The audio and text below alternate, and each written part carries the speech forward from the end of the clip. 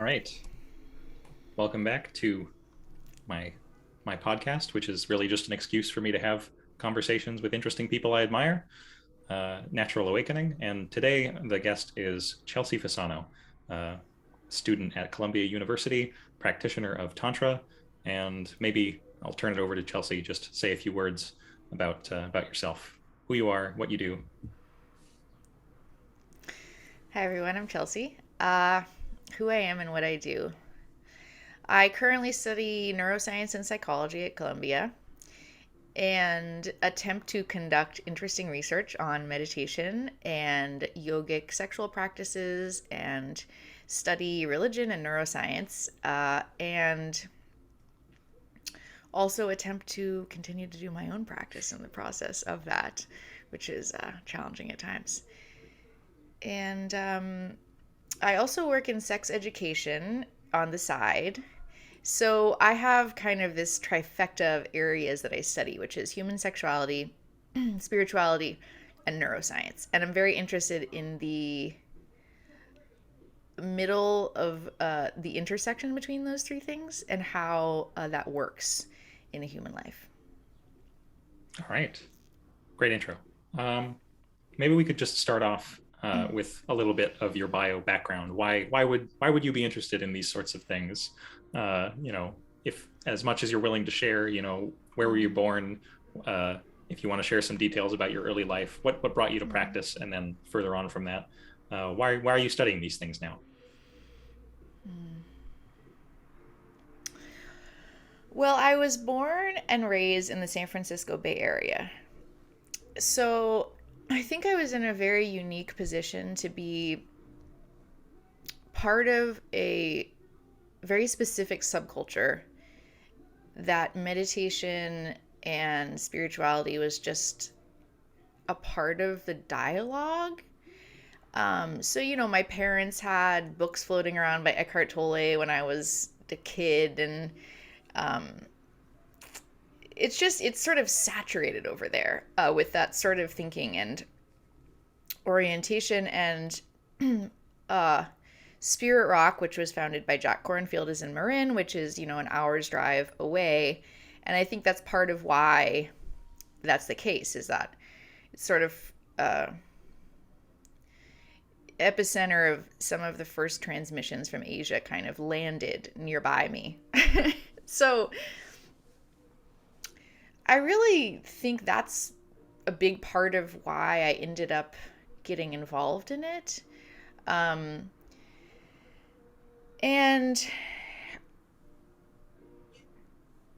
I also think there's, some things that are just somewhat mysterious to me about why I ended up becoming so involved.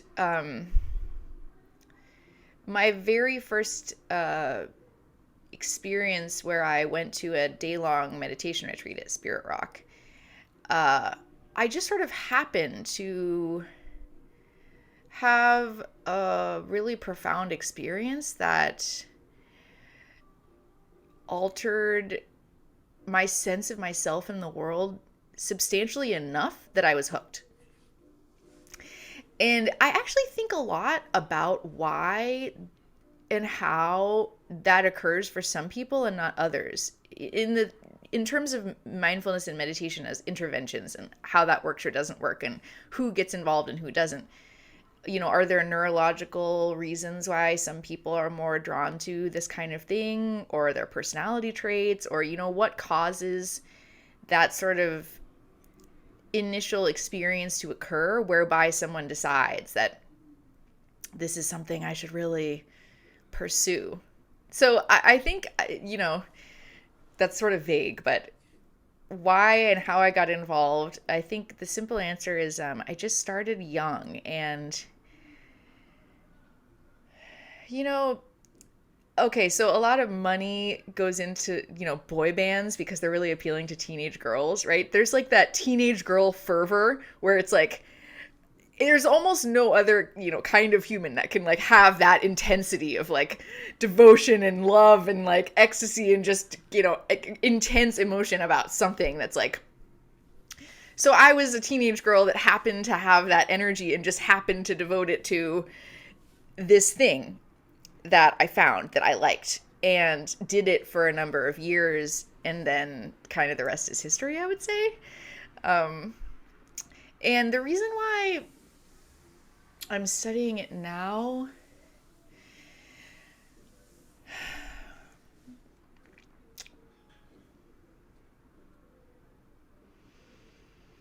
well, I suppose it's just a life passion of mine. And also,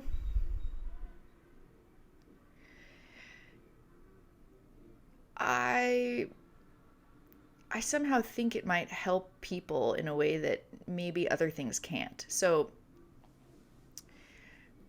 you know, a lot of what's occurring these days that I see around me is it seems that there's a increasing level of disconnection in the general population.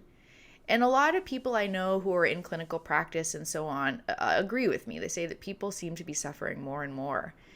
And I think I'm acutely aware of the way that technology and the modern life that we're living is really rapidly escalating in a direction that tends to cause a lot of disconnection between humans and themselves and humans and each other. And I tend to think that the mechanics of connection are something that really occur in the body and as a result of some kind of embodied practice, and that other clinical modalities like therapy that involve a lot of talking and conceptualization can really only take people so far in repairing this rift that I see is sort of perpetually widening each year. And I think every single day I feel the pain of that in humans. And somehow I got this idea in my head that contemplative practices, and specifically those that are designed to facilitate intimacy with self and other, might be the medicine that we need right now at this moment. And that if I could help people in that way, it might ease my own suffering about seeing so much disconnection and also other people's.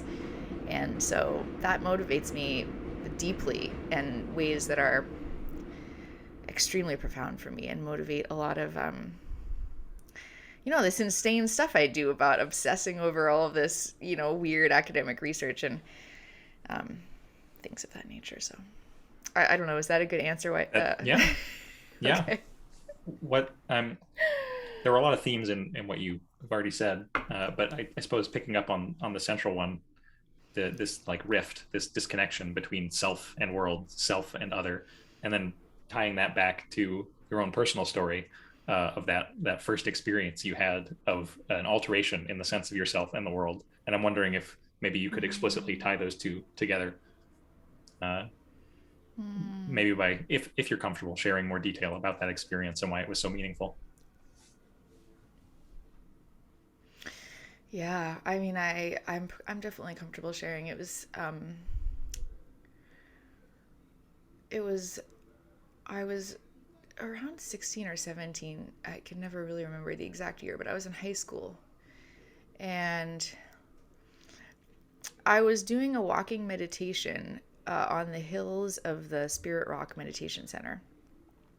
And it's a beautiful landscape. And, the whole rest of the day-long retreat, I just remember thinking, like, to be frank, I was like, this makes no fucking sense. Like, how am I supposed to think about not thinking? Like, my mind was just caught in this, like, I'm trying to use my mind to get around my mind, like, thinking to not think. Like, it just felt so, like there was no way out of this tangle. Like, it felt contradictory. I just couldn't figure out what the hell they were trying to tell me. And I just kind of was going around in circles with that, really getting pretty much nowhere, I would say, the whole day. And then I was walking on the hills, and I really can't tell you exactly what happened because I don't think it was anything I really did. It feels like one of those kind of beginner's luck moments. Mm-hmm. But I just remember suddenly I just had this moment of quiet, and the moment of quiet is not what really impacted me. But I remember because I had my eyes open at that moment, and I was looking out at the hills, and Oh, I still get emotional talking about this. I felt as though I had never, I suddenly saw the hills in a way I had never seen anything. And in that moment, I felt like I had never actually seen the world before that moment. Like that I had never really, that's the only way I can say it, that I had never seen anything truly. And it was so beautiful. I mean, it was just unbearably beautiful. Just the way everything looked. Um,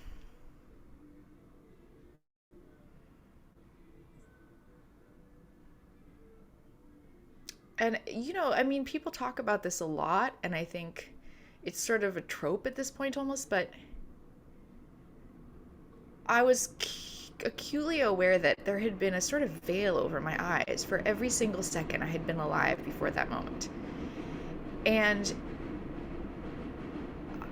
when it was slightly lifted, in that very first, small moment of practice that happened to sort of descend on me, I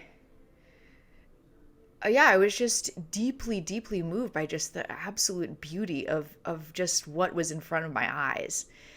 Um,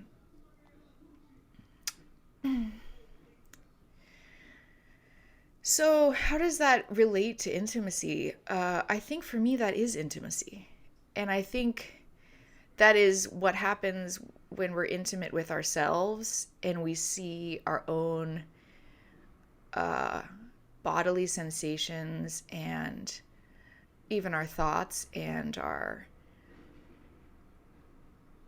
emotions with more clarity. And I think for me, that's what true intimacy with another is to be able to see them with as much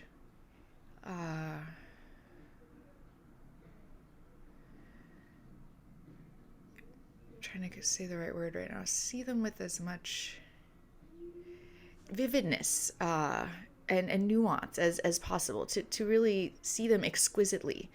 That, I think, is what real intimacy is. And um,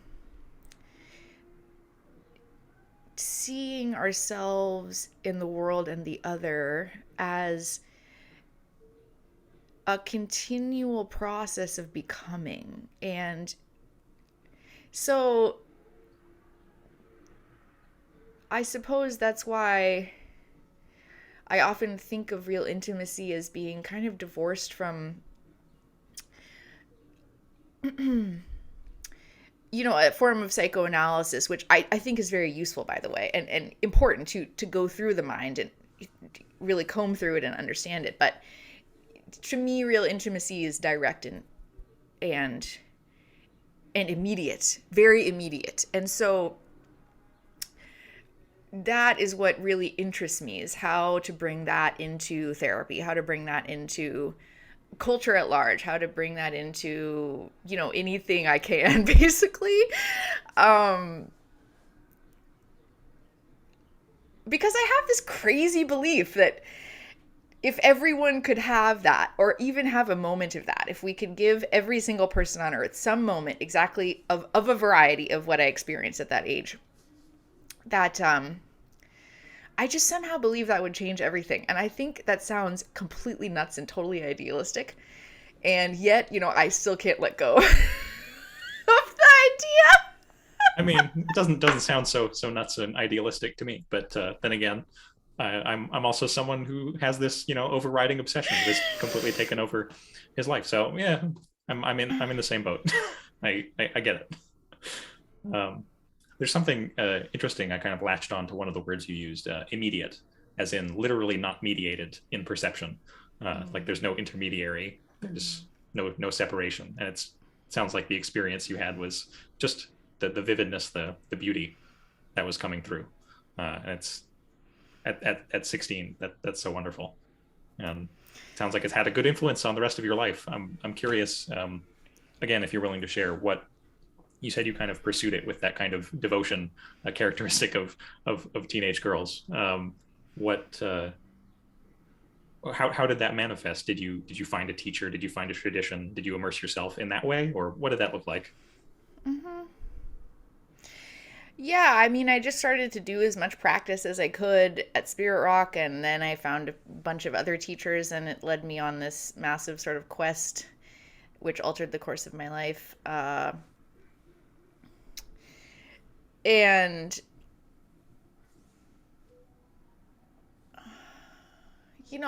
instead of going to whatever people do in high school, like keg stands, I guess, or, secret parties in the park where you drink. I mean, I did go to some of those, but, oftentimes I would go and meditate in my room instead, which there has to be some, or at least for me, there would have had to be some kind of emotional allure to motivate one to choose something like that over what was going on around me as a teenager, which certainly wasn't that. I mean, there wasn't a meditation club at high school. There wasn't, I was profoundly bizarre at that age. I feel that the older I get, kind of the less weird I get, but at that age, I was a real weirdo. I probably still am. So I think it had the pull on me necessary to overcome just simply being what was around me, which is what probably anyone would do without some kind of level of kind of intense pull towards not doing that. And I think, also, how to put this, I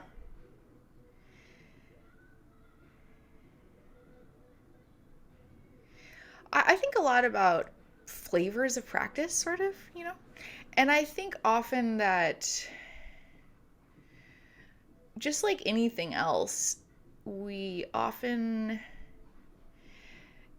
develop a sort of flavor of our practice that stays with us throughout our life. And I think for me, that sort of feeling of love and this sort of sensual nature of what I experienced, and that being such a motivating force, that kind of feeling of devotion and love and awe really just became a thread that really formed a very strong current in my practice that I think has directed my practice and my life in ways that are kind of easy to explain and not so easy to explain. That it's been a flavor that has stayed with me, that has been I would say solidified over practice, that informs my academic thinking and my choice in teachers and my orientation in my practice. We're all sitting there in the meditation hall or in an embodiment, a practice, or in any other thing. And I just feel the more I practice, the more vast the terrain seems to me, that we're each having just such an individual experience. I really think, this is something people talk about in therapy. So it's like, okay, all the patients have their own journey. And as a therapist, your role is to facilitate people uncovering their journey for themselves about their psyche and their inquiry into life in the moment and how do they want to live, right? You're not supposed to come in with your preconceived ideas and psychoanalyze them to the point that they lose a sense of self, but rather to open a door for the vastness and sort of uniqueness of their experience. And I think about that a lot in terms of spiritual practice. I think the same thing. I think it's easy to kind of slap our preconceived notions of practice and the ways we've scaffolded a sense of what practice is onto others. But really, I tend to think that everyone's journey is as unique spiritually as it is psychologically, because obviously they're intertwined. And so the way that moment impacted me, I would say, is it became a string in the fabric of my unique journey up until now that continues to move me and sort of has become a vector of motivation, a very strong vector of my personal life kind of direction and force and moment to moment. I'm reminded of the image or the phrase. I think it comes from. This happens all the time. These phrases come up, and sometimes I don't remember where they came from. But I'm pretty sure this one comes from Ikkyu, the Japanese Zen master. Don't remember what century. Doesn't matter. The red thread of sensuality, which for him was very linked with intimacy, with all kinds of intimacy. The intimacy of awakening, the intimacy of sex, love, romance, and it sounds like for you too. That's kind of a unifying theme. So maybe Yes. connecting that back to your current studies and your involvement with tantra and embodiment work. Maybe I don't know. That's a lot, but maybe you could just riff on that. Yeah. I love that. And I think it's very aligned with the way I think about sensuality. So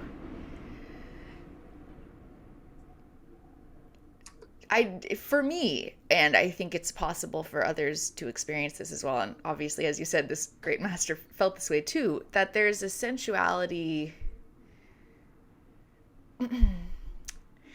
So my teacher, Michaela Boehm, always says that there is no strict dividing line between sexual pleasure and sensual pleasure.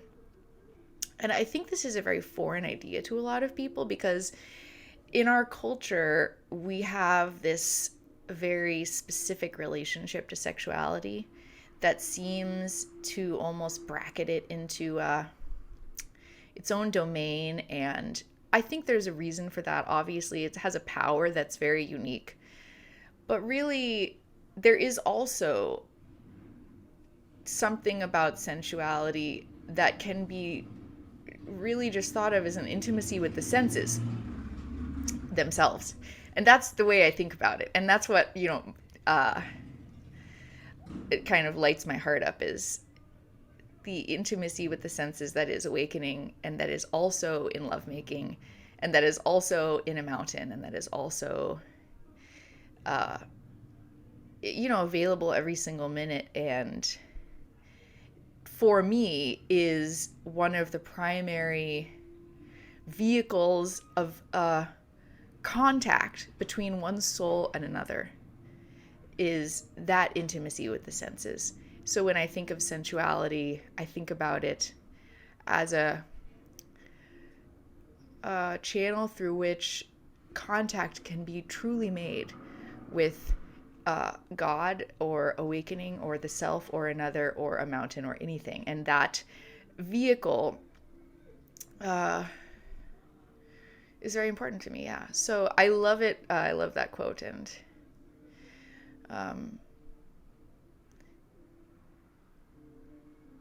it's sort of, as someone who traverses the realms of sex ed, explicit sex ed, to meditation traditions that have been mostly done by celibates, that definition for me is what links them and what makes it so that I can be in both worlds at the same time and show up as the basically same person, right? Who has the basically same orientation, no matter which one I'm in. The inquiry for me is still exactly the same. Does that make sense? It totally makes sense. I mean, from one perspective, like the only contact with anything we have is through the senses. So the more intimate we are with that, whether it's a person, a rock, a mountain, whatever, good food, it's all the same from one perspective. So that yeah, that totally makes sense. Um, and it sounds like your instruction and your teaching and your practice have been mostly on the non-celibate, non-renunciate side. But with the study you're doing now currently, and I don't know, in your practice background as well, yeah, maybe you could say a little bit about the apparent conflict between sensuality and this kind of this. It's usually conceived of as like a non-sexual, a non-craving intimacy, but maybe you could say something about how that paradox is resolved. Big ask, but Yeah, I mean, how that paradox is resolved is likely above my pay grade, but I can definitely offer some thoughts. um, and all I can say is this is sort of my current thoughts on the topic, and who knows what I'll think in a few years or once I'm more awakened, what I'll think, or once I'm more educated, what I'll think. So I can only really say what I think right now. But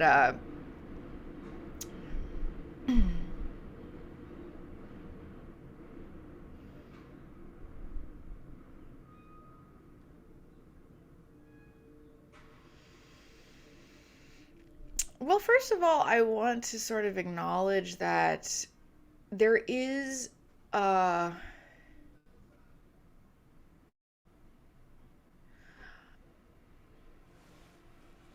so as being someone who's kind of immersed in the worlds of sex and the worlds of spirituality, I do see how sensual pleasures of all varieties, not just sex, but sex is very pleasurable, can cause intense craving and aversion. I mean, to put it simply, right? So, uh, if you think about just the emotions that can occur as a result of sexuality, you get everything from uh, overwhelming, overwhelming longing and lust to humiliation, disgust, shame, violation, right? So it's a wide spectrum, and the ends of that spectrum go farther than a lot of things, and they touch places in us that have both the power to intensely affect us for good and be a vehicle to transport us to realms within ourselves and possibilities of connection that would be very hard to access any other way. And so they have a great power in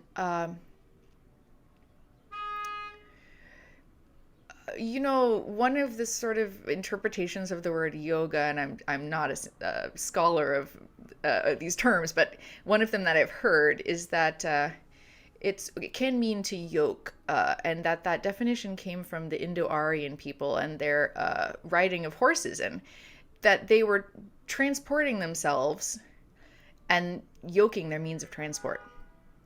And so we can think of yoga as inner transport. And so sexual yoga and the way sex can be used is a very powerful form of transport. And when you have a powerful thing, it can go in massively positive and massively negative directions. And so I think the seeming contradiction comes from the fact that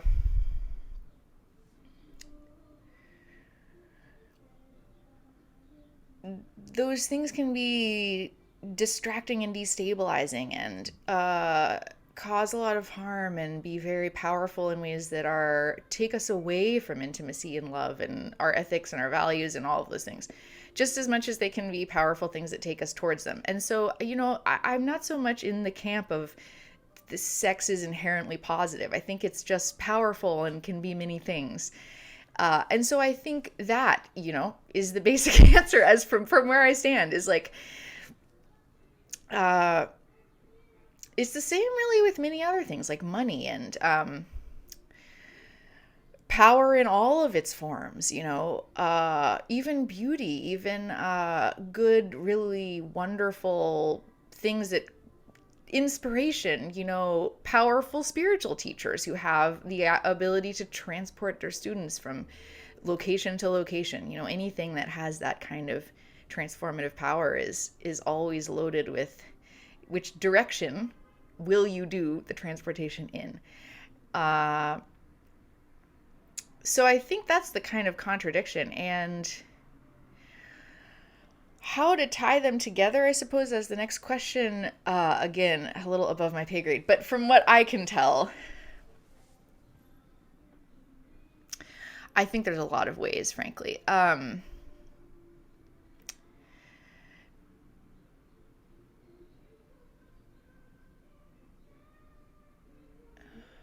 I just interviewed Lee Brasington for my podcast, and he told me this wonderful story, which just, I'm going to repeat it here because it was so good, and I won't, do the whole hour and a half version, but it's about a tantric, Buddhist tantric woman who sort of seduces a king into tantric practice and education and then gets enlightened like that. And I think the reason why that's a legend is because, well, the power of seduction and transportation, when it's used for good, is very powerful. Um, but sort of another link for me is kind of what we were talking about with the red thread, where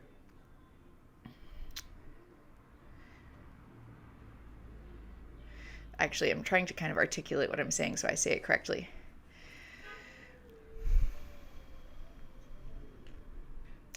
One of the things Lee said to me at the end of that is about how sometimes, and I'm paraphrasing here, so forgive me, Lee, if I paraphrase wrong, but sometimes it's not about getting rid of our conceptions, but rather about looking at them, into them, and through them, so that we say yes, this, and that we're, as things appear to us, we accept them as they appear, and all of the conception and objectification that happens with ordinary 3D perception oftentimes, and then we invite more. And I suppose that's my orientation, if you want to know the truth. Okay, sexuality as people experience it, and all of the nitty gritty and all of the stuff that people have going on there. So it's, for me, instead of kind of shying away from that and looking away from it or trying to deconstruct it or get rid of it, I'm more interested in embracing it and asking what else there is, and looking deeper into that, and looking also deeper into spirituality to see, well, what's beneath this whole celibacy thing? Well, what's beneath this whole oversexed media situation here, right? If we just keep looking and keep looking and keep looking and keep being with things, then what appears? And what I think appears is just some very basic stuff, like longing to connect and wanting to see and be seen and wanting to share the many parts of ourselves freely with ourselves and another. And I think really the longing for that kind of intimacy is at the root of both things. For me, the way I see it. And, as I said, I'm just at this point in the journey, so this could definitely change. But I often think both sexuality and spirituality really are essentially a means of transporting ourselves to places we want to go and things we want to feel.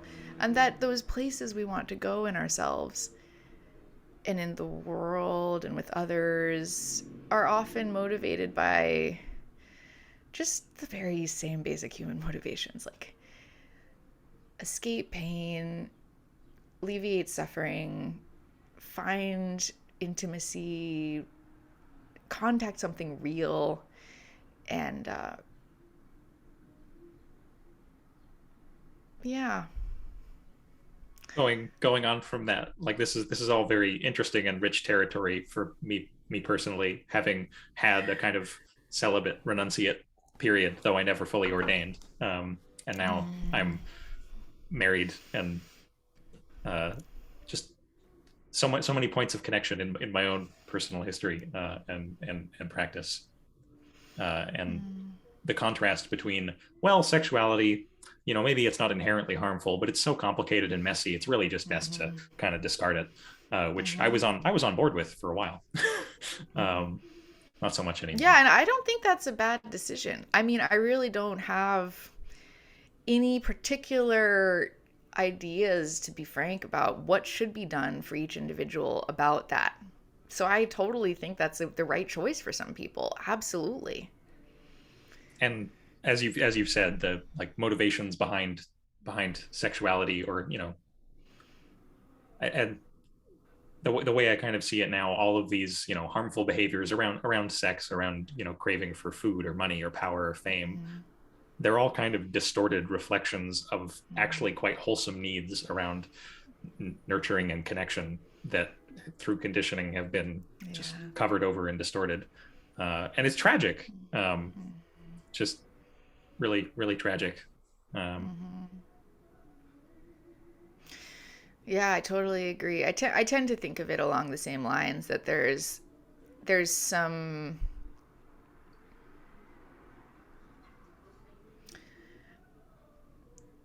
I think needs are complex and cravings are complex, right? And uh so with the looking deeper theme, rather than value judgments, I suppose, what is motivating these behaviors? I totally agree that often it's some kind of deep-seated longing and need that has been that someone has kind of figured out that, okay, well, if I get this thing over here, it seems to provide a kind of proxy for filling a need I have. And what that is for each person is very complex and interesting to me, and how we configure our lives to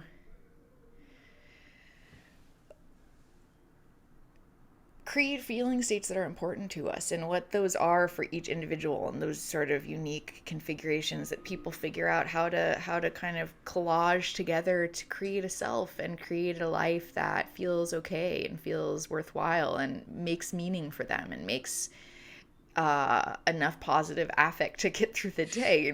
I think I mean, yeah, it's how we weave together all of those things and create those states for ourselves is sort of always, I think, more complex than it appears initially to an outside eye. Complex, but also simple. I've been Yeah. hanging around in the I don't know, the memeplex of I don't know if you've heard of qualia computing or uh, Yeah, yeah. the symmetry theory of valence. Uh-huh. I've been talking with those folks recently, Yeah. and yeah, I mean when you really look at it, and then this meshes well with early Buddhist and other contemplative systems. The poor human organism is really just pursuing positive valence, and if it's confused, or if you want to use the traditional, perhaps a little derogatory term, diluted, then it's going to pursue it in unhealthy ways and cause suffering, actually cause more suffering for itself and others around it. And it's the same with sex. It's the same with just any problem area of human life. And one solution throughout the ages has been, okay, just completely disconnect from the world of the senses, find the original completeness, wholeness, and connection in oneself, just in one's perception, and good, you're done. You can just help other people reach the same thing.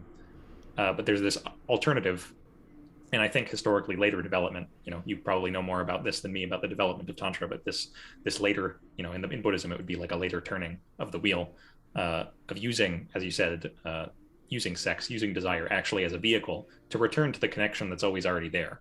But using expedient means.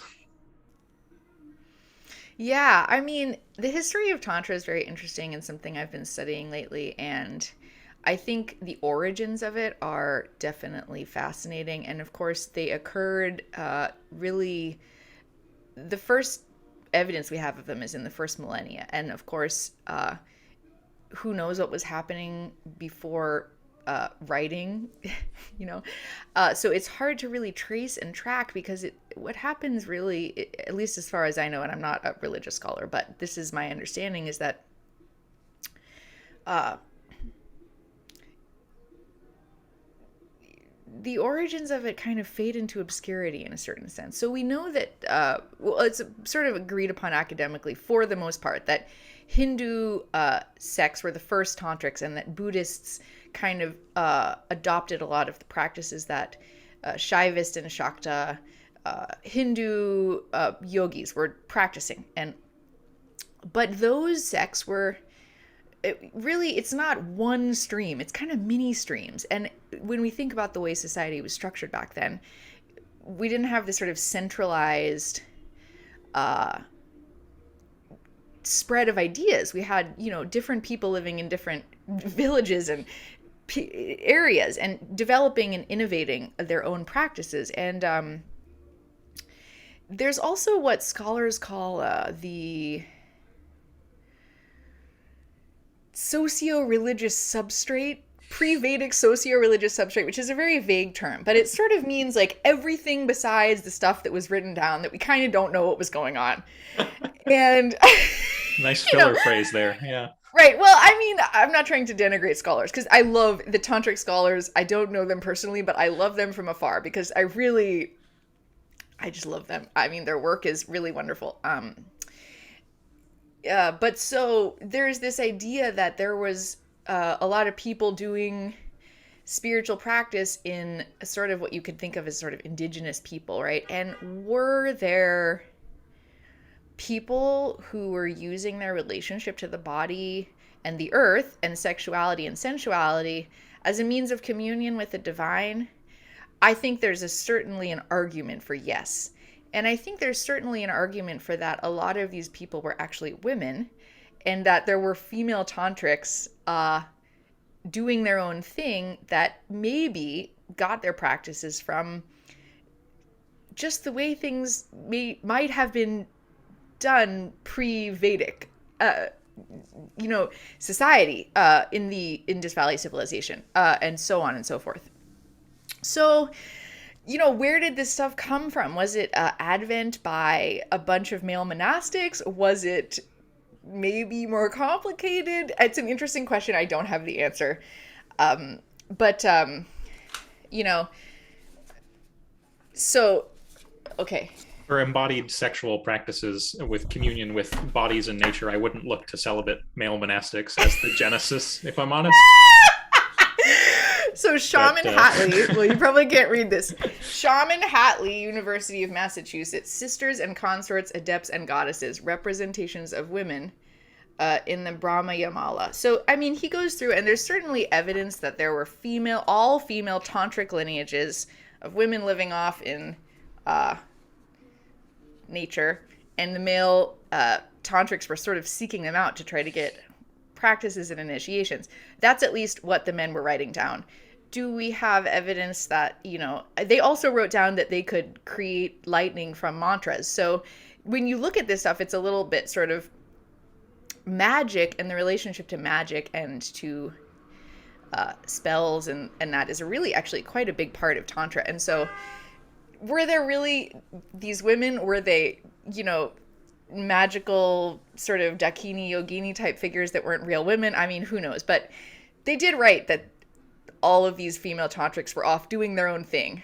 And I tend to sort of go with that because it just feels right. And of course, that's really not a good way of assessing information. Until the evidence comes in, that's a great story. So I mean, I think, as I said, it's very foggy. The origins of Tantra are very foggy and very hard to really track down. But I at least think that's, an interesting interpretation to throw into the mix, along with the idea that these were innovations by male monastics. I think, it's at least worthwhile thinking about the many sources of where did these innovations really come from? Scholarship is undecided, but scholarship is undecided, but there's many different theories that I think are interesting to contemplate. Excellent. And I hope maybe I'll put in the show notes. Maybe you can get some book recommendations. And I'll put those in. Yeah, I mean, there's not a ton of really good books about that I've found about the origins. But Alexis Sanderson is a great scholar. I think he gives really, really good comprehensive work, and Shaman Hatley and Andre Padu.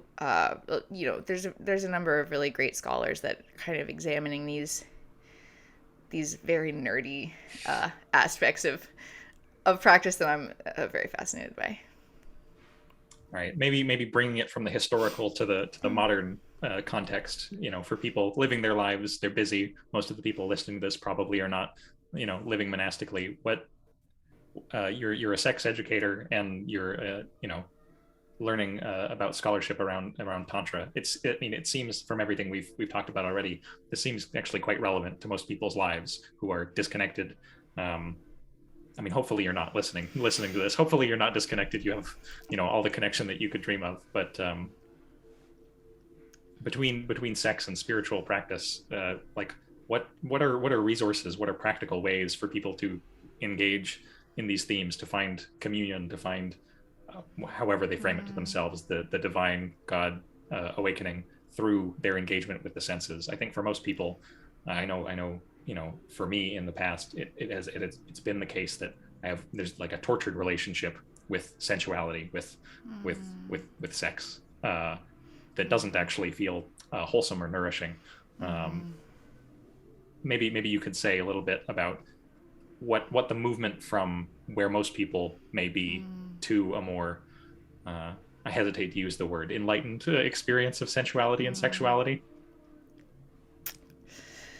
Well, I mean, my first recommendation is look up my teacher, Michaela Boehm, and Steve James. Guru Viking is also another great teacher in these realms. And as someone who's experienced many teachers and many people working in those realms, I really trust them deeply. And I think they're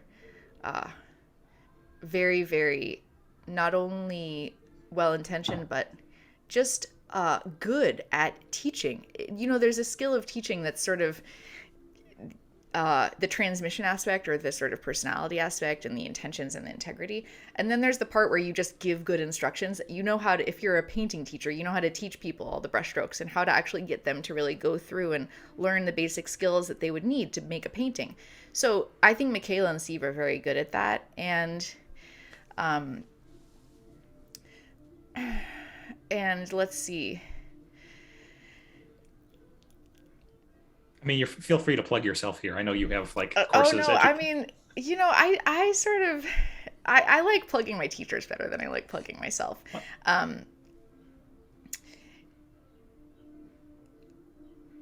As for how to transition from that kind of like tortured longing to a more happy place, I think, that's usually a process, I would say, for most people, and consists of so many steps to untangling that in one's psyche and life and body and so on, However, I think that the message we're getting is loud and clear. There's hope, there's light at the end of the tunnel. Yes, 100%. And these are skills that one can learn from qualified teachers. Yes, I think so. One of the sort of tragedies of the world right now, I think, in my eyes, is that I do think that having a good relationship to one's body, and not just working out or, taking care of yourself so that you maintain your health, but understanding how to be in your body in a way that feels good and a way that actually sustainably relates you to your senses in sex and otherwise is just not taught. So it's sort of like if you gave someone zero nutrition advice and zero exercise advice, and then you throw them into a world of McDonald's and don't ever expose them to an outside world. And then they get obese, and then people feel ashamed. And it's like, well, how in God's name was anyone supposed to know how to do otherwise? I mean, and that's sort of the world we have around sex. It's like, okay, we're not going to teach you anything about either the brass tacks of how to actually do this thing, nor how to relate to it psycho-emotionally, nor how to even really relate to your own body, or really another person. And then we're going to throw around a bunch of dating apps and porn and vibrators and just throw them and then go. I mean, and so of course people are like lost and confused. I mean, it's really no one's fault. I just think we don't give any kind of good practical sex education, embodiment education, or intimacy education, which I think are three different things, really. And none of them is covered. And so people come out the other end. And really what then happens is people start judging themselves. And, Michaela said this to someone in a workshop once, that it's, okay, so at first you're trying to do embodiment or trying to do intimacy or trying to get into your senses, and you just can't even walk up a hill. Like, you're that out of shape. But if it was exercise, we wouldn't think, well, something's deeply wrong with me. I'm broken inside. No, you just think, well, I just need to work out more, right? So it's the same with this stuff. unless we set aside some time in our days, in our lives, to practice the simple act of figuring out what we feel in our body, how our body moves and reacts to those sensations, how to feel another person's body through our body, as in what state are they in, what are they feeling sensually and emotionally, which, there's not a line between those things. And then what's it like when my sensations and your sensations start bouncing off of each other and interacting? And how do I be present or navigate or skillfully work with that? Unless we set aside some time to figure that out, we probably won't. And that's not anyone's fault. And yeah, I mean, it's another thing that really motivates my life, honestly, is that I see the suffering that lack of education causes. And I just think it's so unnecessary. And so sad, really, that we don't have more of an emphasis on that. I mean, we teach people geometry and physics and all of these abstract conceptualizations, and we just fill people's heads with all this super cool knowledge. But where is the body in all that? And why don't we have some kind of basic education built in about what happens when I'm really emotional and another person is really emotional, and then what do we do? Yeah. And then we start getting emotional together. Like, doesn't that seem like something we should be learning in 7th grade? I mean, it just feels kind of crazy. It's like there are these areas of human competency which in like the world at large and society just they aren't valued either monetarily or within like pedagogical institutions. Like imagine like a university level, or we should get it in earlier, but imagine a university level course, sex and intimacy and and mindfulness. Like this is such an area of pain but also incredible potential for people. And there just aren't many accessible resources, so that's kind of the direction you want to take for yourself, or at least part of it. I mean, that makes me a little more hopeful for the future. I know I could have used the help. Yeah. I wish there was a university course. I wish there was a middle school course. I wish there was, course. I wish these were things that people knew that we could teach to our 5-year-olds, not about sex, but about the body and how we relate to the bodies. I mean, it starts so young, and yeah, I just think those are learnable skills, and that a lot of them relates to. Really, I think a lot of it relates to approaching it that way. As a skills development issue. As a skills development issue. And that's I think that mentality is really almost a bigger issue for most people than it would be to then figure out what to do if they would approach it from a skill acquisition place, right? So when most people can't figure out what to do in basic sex, what they think is like, because this is supposed to be natural and I'm supposed to just know how to do this because I guess this is a thing that animals do, so therefore I should know how to do it, which is kind of the way we configure sex. Well, okay, I must be broken if that's not me, and I need to address the brokenness. In fact, that doesn't really go anywhere a lot of times because there is actually mostly nothing wrong. Mm-hmm. What's mostly wrong is just that, okay, well, yeah, I mean, you could cook, you could eat raw chicken for the rest of your life and satisfy your hunger. But if you want to cook a good meal, you probably need to take a cooking class.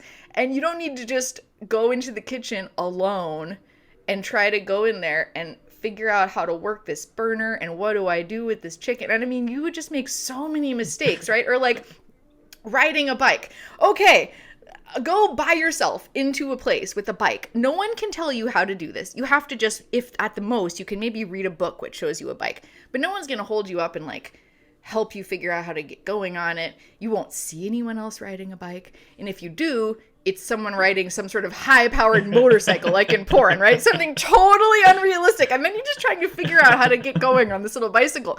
I mean, most people would just fall over, give up, and feel terrible about themselves, which is basically the state of affairs. And then we have all this stuff around it, like the mini emotions that then get built up when you stay alone and don't talk about something. And it gets even more weird and mysterious and convoluted and crazy and scary and all of these things.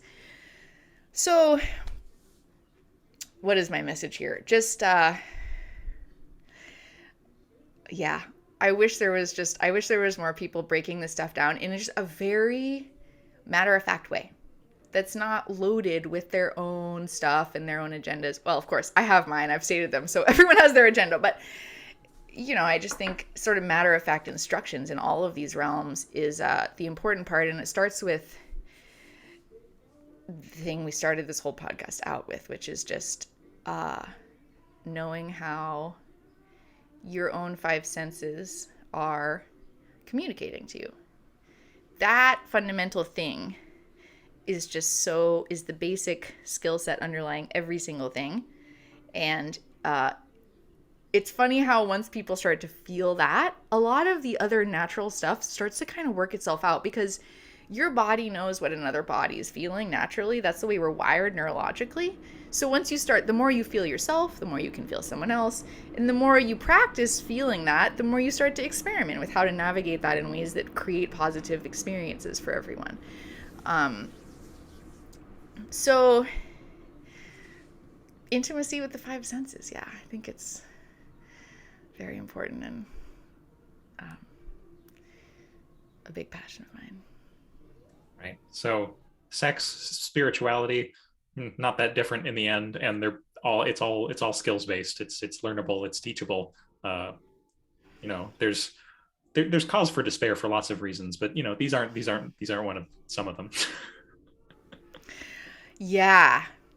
I mean, Michaela always says, and I'm always quoting her because she's my teacher, so, that's what one does. But she always says that love is actually harder to figure out than sex. And I think that's probably the case, that, really, as far as skills acquisition and as far as navigating the complexities of what happens between two people, love is really complicated. So I think sex is actually a lower hanging fruit, truly. And then we have to figure out how to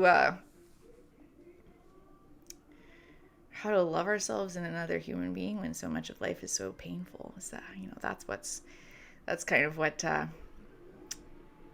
is maybe harder. But I will say, I think that sensual connection can kind of help love too. That's really my motivation for exploring it. In truth, is I think it's a good way of getting people closer to each other. That can kind of draw people into wanting to love each other, and love is kind of the ultimate thing in my view. So you've revealed your true motivations. You, like the tantric adept who seduced the king, you're drawing people in with sex, but what you actually want is just universal love and universal fellowship. Oh God, it's so true. It's so true. It's so true. I don't know. Am I drawing people in with sex? I don't think so. I think it's a vehicle that I think is a good way in for everyone. For me, for people I help, or for anyone that wants to love someone else. But yeah, that is really what I care about, is love. It's the love. Yeah. Right. Well, I was actually on retreat with Lee not too long ago. I love him. Great teacher, wonderful human being, very kind. Oh my God.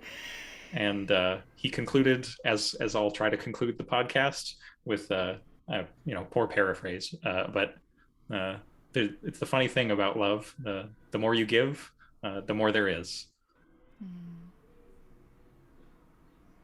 And not actually the end. Please tell people where they can find you.